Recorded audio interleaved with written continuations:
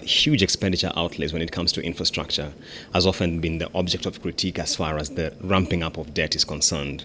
How do you see it from where you sit? Because there are a lot of concerns about debt distress because of some of the kind of projects we've engaged in. When it comes to sustaining this level of investment and keeping the levels of debt at a moderate level or low level, you need to bring the private sector. You need to bring PPP.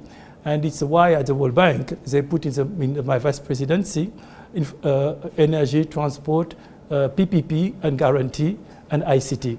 Because all of these are linked and we need to think about a way of bringing in the private sector to invest in infrastructure. Okay. And talking about bringing in the private sector, institutional investors in this market will often decry the fact that there are not properly structured products which would allow now private capital to come and play into the infrastructure space.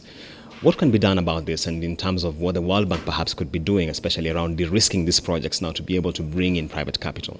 What we need to do is have a steady flow of project, a very strong portfolio, to de-risk as much as we can the investment in Africa. That's why we are doing the partial risk guarantees. That's why we are bringing other type of guarantee by MIGA, our guarantee wing.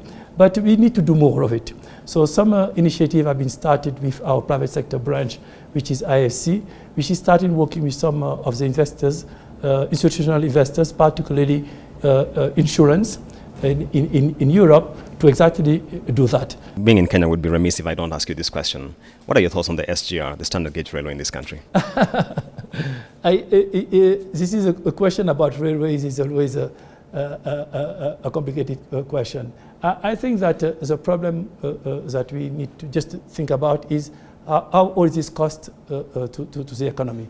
And if there is one solution which is more adapted to the financial needs and ability of a country. So what I think that one needs to continue thinking about is to look at the sustainability of that investment and how much it costs, and if it's sustainable to be able to do that. So I don't have a particular and definitive view on that.